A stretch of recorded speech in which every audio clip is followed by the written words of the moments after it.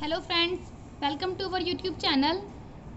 हम सभी ने कल लास्ट वीडियो में सीखा था स्वर, यानी कि हम शॉर्ट हैंड में स्वर का यूज़ कैसे करते हैं, मात्राएं कैसे लगाते हैं। तो एक बार उसको रिपीट कर लेते हैं जल्दी से। ये देखिए ए ई और आ ओ ऊ, ये सभी क्या होते हैं, मोटे बिंदु और मोटे डैश वाले होते हैं। हमने आपको बताया था कि स्वर दो प्रकार से लिखे जाते हैं शॉर्ट हैंड में, एक मोटे बिंदु और मोटे डैश से, एक होता है हल्के बिंदु और हल्के डैश से। तो मोटे बिंदु और मोटे डैश वाले होते हैं ऐसे अनार, ए से एड़ी, ई से ईख, आ से आम, ओ से ओखली और ऊ से ऊन। इन सभी की डॉट होती है, मोटे बिंदु होते हैं, ठीक है, और ये डैश होते हैं मोटे यानी कि डार्क। देखिए राइट और लेफ्ट का क्या चक्कर होता है, इसमें कैसे लिखते हैं, पोजीशन होती है 1 2 3, ठीक है।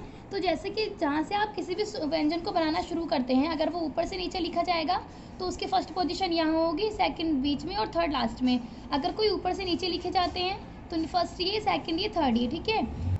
मेरा मतलब है नीचे से ऊपर, क्योंकि हमने ये नीचे से ऊपर बनाया है, तो जो नीचे से ऊपर होंगे यानी कि जहाँ से हम लिखना शुरू कर रहे हैं वो फर्स्ट पोजीशन, ये सेकंड और ये लास्ट वाली थर्ड।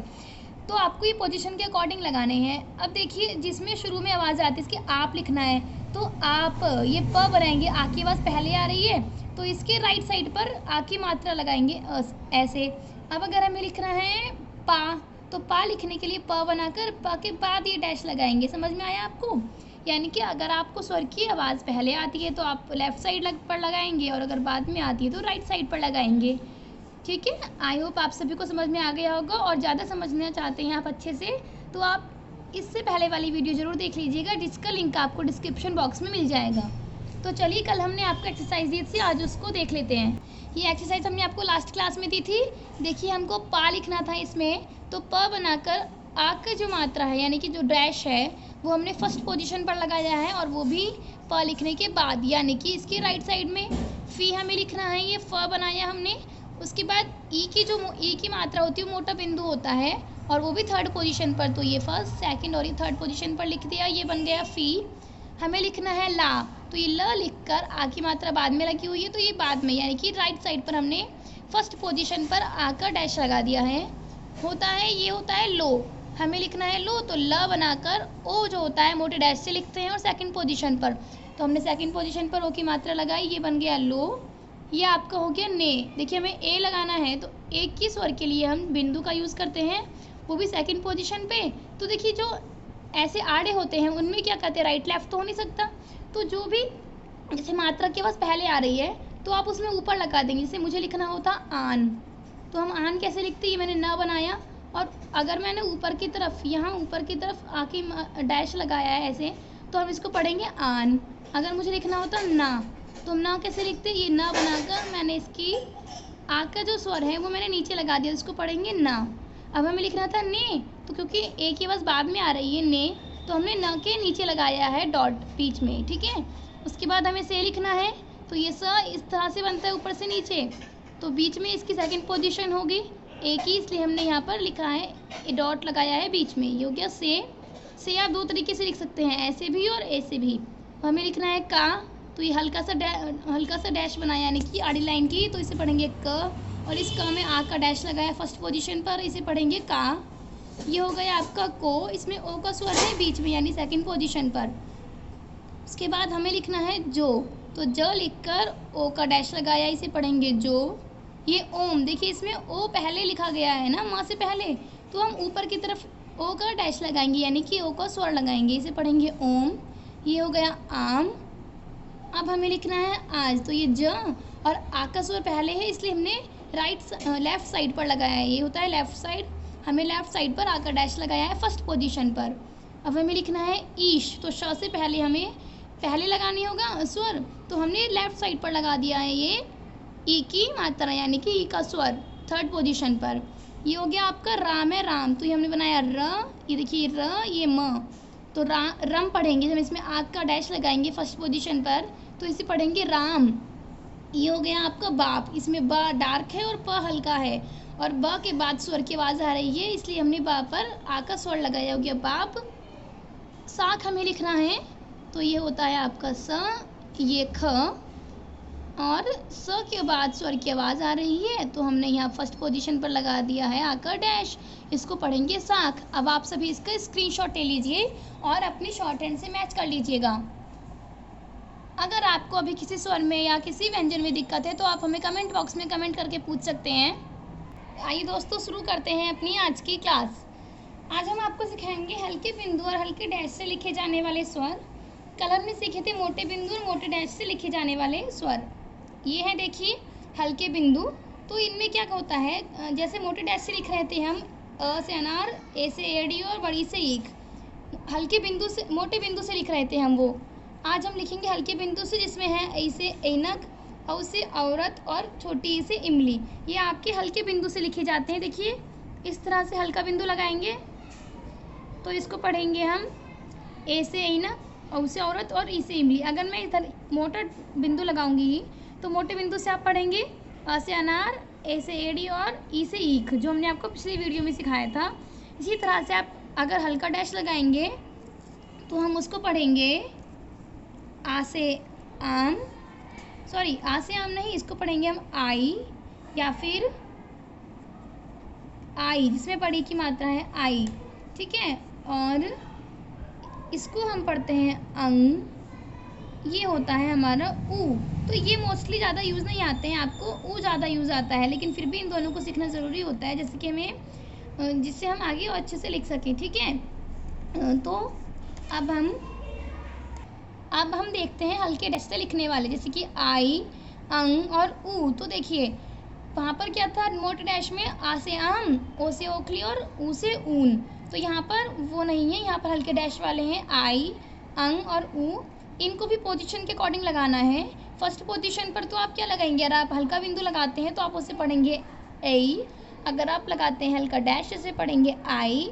अगर आप सेकंड पोजीशन पर लगाते हैं आओ, हल्का बिंदु, तो इसे पढ़ेंगे औ। अगर आप लगाते हैं हल्का डैश, इसे पढ़ेंगे अंग। अगर आपने लगाया थर्ड पोजीशन पर, देखिए थर्ड पोजीशन है यानी कि जहाँ पर आपको व्यंजन खत्म हो रहा है उसके आखिर में, तो उसको पढ़ेंगे आप। अगर हल्का बिंदु लगाते हैं तो छोटी ई से इमली, अगर हल्का डैश लगाते हैं तो छोटे ऊ से उल्लू। पोजीशन हमने आपको पिछली वीडियो में बताई थी।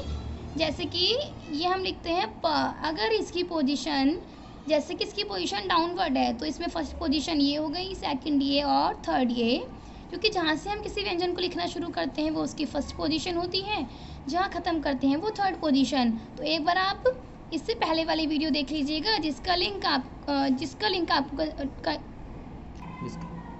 डिस्क्रिप्शन बॉक्स में मिल जाएगा, और आप चाहें तो आई बटन पर क्लिक करके भी देख सकते हैं।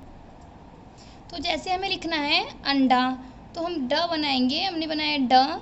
अब हमें अंडा लिखना है, तो देखिए इसमें अंक की जो बिंदु है, यानी कि ड से पहले है अंग, तो हम क्या करेंगे, अंक के लिए हमें डैश का यूज़ करना है सेकंड पोजीशन पर। तो इसकी फर्स्ट पोजीशन ये है, ये सेकंड है, तो हम यहाँ पर हल्का डैश लगाएंगे, इसको पढ़ेंगे अंड। क्या पढ़ेंगे, अंड, क्योंकि ये आ की मात्रा भी है तो इसके आगे हम आ की मात्रा लगाएंगे। कहाँ लगाते हैं हम, फर्स्ट पोजीशन पर, ऐसे। ये हो गया आपका अंडा। हमें लिखना है अंत। अंत कैसे लिखेंगे, बनाएंगे त, और अंक की जो पोजीशन है सेकंड है और हल्का डैश है, तो सेकंड पोजीशन पर हल्का डैश लगाएंगे, इसको पढ़ेंगे अंत। अब हमें लिखना है बै। तो बै कैसे लिखते हैं, ये देखिए ये हो गया ब, और हमें ऐ की मात्रा लगानी है। तो ऐ की मात्रा, ये जो हमने आपको बताया था कि हल्के बिंदु से लगती है और फर्स्ट पोजीशन पर होती है, तो ब में कहाँ लगाएंगे, फर्स्ट पोजीशन पर, लेकिन कहाँ, राइट या लेफ़्ट, हम लगाएंगे इसको लेफ़्ट साइड पर, राइट साइड पर, क्योंकि ए की जो मात्रा है वो ब के बाद आवाज़ आ रही है स्वर की, इसलिए हम बाद में लगाएंगे फर्स्ट पोजीशन पर। ये देखिए इसको पढ़ेंगे हम बै। हमें लिखना है मौ, तो ये म मैंने बनाया, इस म में औ की हमें मात्रा लगानी है, यानी कि औ का स्वर की आवाज़ आनी चाहिए। तो हल्का बिंदु जब लगाएंगे आप ऐसे, इसको हम पढ़ेंगे मौ। मैंने यहाँ पर लगाया है, इसको पढ़ेंगे हम मौ। क्योंकि स्वर की आवाज़ म के बाद में आ रही है, इसलिए हमने नीचे की तरफ हल्का बिंदु लगाया है। हमें लिखना है दी, तो ये देखिए मैंने बनाया द, इसको आप डार्क बनाते हैं, पढ़ते हैं इसको द। मुझे बड़ी की मात्रा लगानी है दी, दी लिखना है हमें, छोटी की मात्रा है ये, तो हल्के बिंदु से लगाएंगे। अगर बड़ी की मात्रा होती तो हम लगाते इसको मोटे बिंदु से। अब हमें हल्के बिंदु से लगाना है तो हम यहाँ लगा देंगे, इसको पढ़ेंगे दी। हमें लिखना है काई, तो ये हो गया क, और इसी में आई की मात्रा भी हमने आपको बताया था कि डैश लगाएंगे हल्का सा। तो इसको पढ़ेंगे काई, वो भी फर्स्ट पोजीशन पर। हमें लिखना है राई, तो ये हो गया र। ये है राई, हमने रा लिखा और हल्का डैश लगाया, इसको पढ़ेंगे आई। देखिए हमने आपको ऊपर बताया था आई, जहाँ पर भी आई और आई की आवाज़ आती है वहाँ हल्का डैश लगता है, वो भी फर्स्ट पोजीशन पर, इसलिए हमने इसको पढ़ा राई। अब हमें लिखना है पाई, तो ये प और आई की आवाज़ आ रही है बाद में, देखिए अ की आवाज़ है, तो हम ये प के बाद राइट साइड पर लगा देंगे हल्का डैश, इसको पढ़ेंगे पाई। अनुस्वार का यूज़ जब हम अकेला करते हैं, जैसे मुझे लिखना था अंत, तो मैंने आपको क्या बताया था, ये अ हो गया और इसके सेकंड पोजीशन पर मैंने अंक का अंक लगा दिया था, तो हम इसको पढ़ रहे थे अंत। लेकिन कभी कभी ऐसे शब्द बनते हैं जिनमें स्वर के साथ ही अंक की मात्रा लगती है, जैसे अंगूर, इस तरह से कुछ होता है। तो जैसे पढ़िए, ये देखिए हम आपको पढ़ा देते हैं। यदि अनुस्वार व्यंजन के पहले या बाद में किसी स्वर के साथ आए तो उसी स्वर के स्थान पर एक हल्का शून्य इस तरह से रख देते हैं। अब हमें लिखना है जैसे कि आज, तो हम आज को किस तरह से लिखेंगे, देखिए ये हमने बनाया च। अब क्योंकि इसमें आ की आवाज़ भी आ रही है और स्वर भी है, इस आवाज़ हम क्या करते हैं, अनुस्वार है ये, देखिए चंद्र बिंदु है, लेकिन हम शॉर्ट हैंड में सिर्फ अनुस्वार ही मानते हैं इस तरह से। तो हम इसको कैसे लिखेंगे, ये हो गया च और आ का जो मात्रा लगती है वो फर्स्ट पोजीशन पर लगता है मोटा डैश। अब हम डैश और इस तरह से अगर लिखेंगे, डैश और इस तरह से लिखेंगे तो टाइम ज़्यादा लगेगा, तो हम क्या करेंगे, ये च बनाकर यहीं पर आ के स्वर की जगह पर ही ये गोला लगा देंगे, तो आप इसको पढ़ेंगे आँच। हमें लिखना है ओठ, ओंठ होते हैं ना, तो ओंठ हम कैसे लिखेंगे, ये ठ बना देंगे। अब हमें ओंठ लिखना है, तो हमने आपको बताया था ओ का स्वर होता है, बीच में लगता है ओ की मात्रा, यानी कि ओ का डैश जो है बीच में लगता है, तो हम इसी की जगह पर क्या लगा देंगे, हल्का सा गोला, यानी कि शून्य, तो इसे पढ़ेंगे ओंठ। तो इस तरह से आप स्वर के साथ आने वाले व्यंजनों को लिखते हैं। जैसे होता है आंत, ये आंत हमें लिखना है, तो ये त बनाया है, क्योंकि आ का डैश ऊपर लगता है फर्स्ट पोजीशन पर, तो यहीं पर आप हल्का सा गोला बना देंगे, इसको पढ़ेंगे हम आंत। तो आज बस हम इतना ही पढ़ाएंगे, अब आप इसकी प्रैक्टिस करेगा, हम आपको एक्सरसाइज दे देते हैं जिसकी आपको बहुत प्रैक्टिस करनी है। ये देखिए, ये आपको शॉर्ट हैंड में लिख कर दिया है, इसको आप, ये आपको शॉर्ट हैंड में लिख कर दिया गया है ना, और इसको आपको हिंदी में लिखना है। जैसे कि ये है हमारा ब, इस ब में अ का डैश उड़ा हुआ, बिंदु लगा हुआ है, मोटा बिंदु, तो इसको हम पढ़ेंगे अब, क्या पढ़ेंगे हम इसको, अब, ठीक है। तो इस तरह से आपको पहचान कर इनको लिखना है, और कल ये हम आपको फिर अपनी अगली वीडियो में करवा देंगे। और इसके अलावा आपको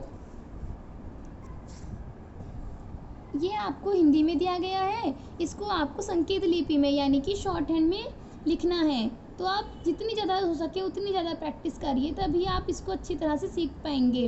तो आज की वीडियो में बस इतना ही, और अगर आप हमारे चैनल पर नए हैं तो चैनल को सब्सक्राइब कर लीजिए और बेल आइकन को दबाना ना भूलिएगा। और अगर आप पुराने हैं तो प्लीज़ लाइक कर दीजिएगा और शेयर वीडियो को ज़रूर कीजिएगा। धन्यवाद।